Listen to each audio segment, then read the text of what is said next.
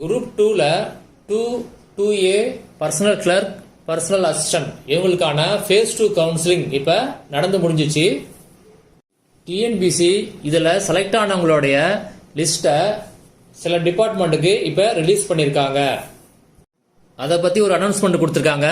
அதை பற்றி பார்க்கலாம். இதுதான் அந்த அனௌன்ஸ்மெண்ட்டு. ஒருங்கிணைந்த குடிமைப் பணிகள் தேர்வு 2 தொகுதி 2A மற்றும் நேர்முக எழுத்தர் மற்றும் நேர்முக உதவியாளர். சான்றிதழ் சரிபார்ப்பு மற்றும் கலந்தாய்வு 2ஆம் கட்டம்.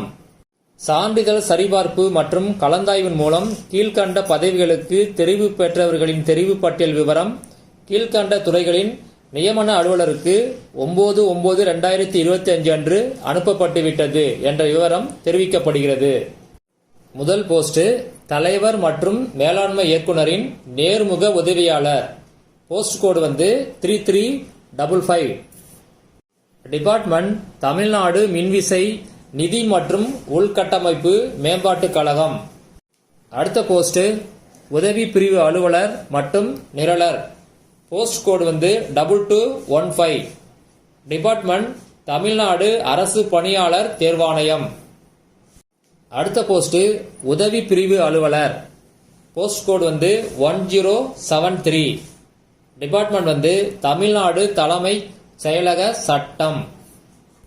அடுத்த போஸ்ட் இளநிலை கணக்கர். Post code 3356. டிபார்ட்மெண்ட் தமிழ்நாடு மீன்வள மேம்பாட்டுக் கழகம். அடுத்த போஸ்ட் முழு நேர விடுதி காப்பாளர். Post code 3216. டிபார்ட்மெண்ட் சட்டக்கல்வி. அடுத்த போஸ்ட் உதவியாளர். Post code 3524. டிபார்ட்மெண்ட் சென்னை பெருநகர வளர்ச்சிக் கழகம். அடுத்த போஸ்ட் கணக்கர். Post code 3488. Department Tamil Nadu cement நிறுவனம். அடுத்த போஸ்ட் விரிவாக்க அலுவலர் நிலை 2. Post code 3282. டிபார்ட்மெண்ட் தமிழ்நாடு பால் உற்பத்தியாளர் கூட்டுறவு இணையம். அடுத்த போஸ்ட் உதவியாளர். Post code 1077. டிபார்ட்மெண்ட் தமிழ்நாடு தலைமைச் செயலகம் நிதி. இப்போ இந்த லிஸ்ட்ல நீங்க எடுத்த டிபார்ட்மெண்ட் இருந்துச்சு அப்படின்னா நீங்க இமிடியேட்டா அந்த டிபார்ட்மெண்ட்டை கான்டாக்ட் பண்ணுங்க. அந்த டிபார்ட்மெண்ட் ஹெட் ஆபீஸ்ல நியமன அலுவலர் அதாவது அப்பாயிண்டிங் அத்தாரிட்டின்னு ஒருத்தவங்க இருப்பாங்க. அவங்கள கான்டாக்ட் பண்ணி உங்களுக்கு எப்போ இதை மாதிரி அப்பாயின்மெண்ட் ஆர்டர் வரும் அந்த மாதிரி கேட்டுக்கலாம். இல்லை உங்களுக்கு ஏதாவது சாய்ஸ் அதாவது உங்களுக்கு வேண்டிய இடம் வேணும் அப்படின்னா அந்த மாதிரி வில்லிங் லெட்டர் கொடுக்கலாம். இதை பற்றி டிஎன்பிசி ஆல்ரெடி ஒரு அனௌன்ஸ்மெண்ட் கொடுத்துருக்காங்க. அதை பற்றி பார்க்கலாம்.